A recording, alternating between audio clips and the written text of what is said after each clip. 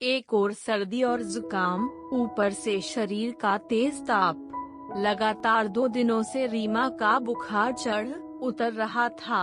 इसलिए उसने सोचा कि वह अपनी छोटी बहन डॉक्टर अभिधा से दवा ले लेगी और इसी बहाने उससे मुलाकात भी हो जाएगी। साथ ही साथ वह अपनी छोटी बहन के साथ कुछ अच्छे सुखद क्षणों को साझा भी कर लेगी। एक पंथ दो काज हो जाएंगे। वैसे भी अभिधा की व्यस्तता के कारण रीमा को उससे मिले तकरीबन 5-6 महीनों से ऊपर हो गया था। उसका क्लिनिक रीमा के घर से कुछ 3-4 किलोमीटर की दूरी पर ही था। इसलिए रीमा अकेली ही ऑटो रिक्शा लेकर उसके क्लिनिक पहुंच गई।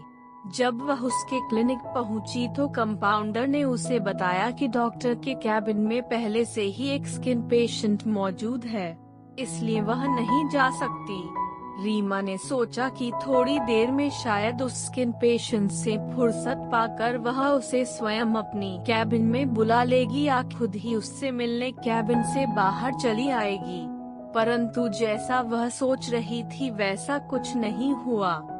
रीमा का बदन बुखार से खूब तप रहा था।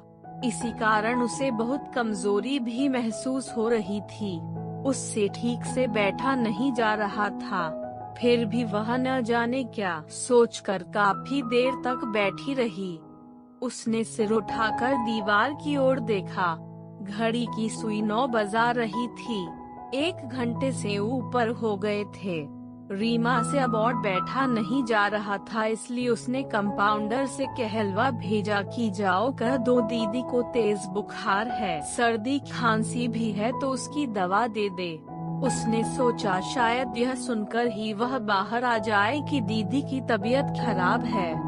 थोड़ी देर में कंपाउंडर भीतर से दवा लेकर लौटी और खुराक समझाते हुए रीमा के हाथ में दवा की पुड़िया थमा दी। रीमा को यह बात भीतर तक झकझोर गई कि जिस बहन को वह हमेशा अपने सीने से लगाए रहती थी, आज उसका व्यवहार कितना बदल गया है।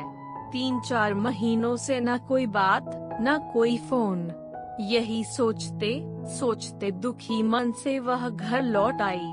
उसके मन में तसल्ली थी कि फोन करके अभिधा उसका कुशलक्षेम जरूर पूछेगी।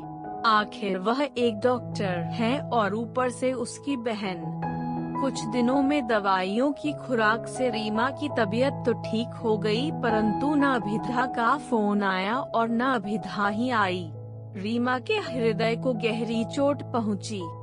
यह बात उसने पहले भी कई बार महसूस की थी कि कई दिनों से अभिधा उससे दूरी बना रही थी। जब जब रीमा ने उसे फोन कर उससे बात करने की कोशिश की, तब तब उसके कंपाउंडर ने ही फोन उठाया और व्यस्तता का बहाना बनाकर फोन काट दिया। उसके मन के किसी कोने में यह बात घर कर गई कि गरीबी सबसे बड़ी बीमारी है।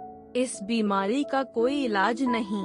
जब तक यह बीमारी साथ रहती है तब तक अपने भी अपनों को नहीं पहचानते। और अभिधा के इस व्यवहार ने भी अब इस बात की पुष्टि कर दी थी कि पैसों के आगे रिश्ते का कोई मोल नहीं होता।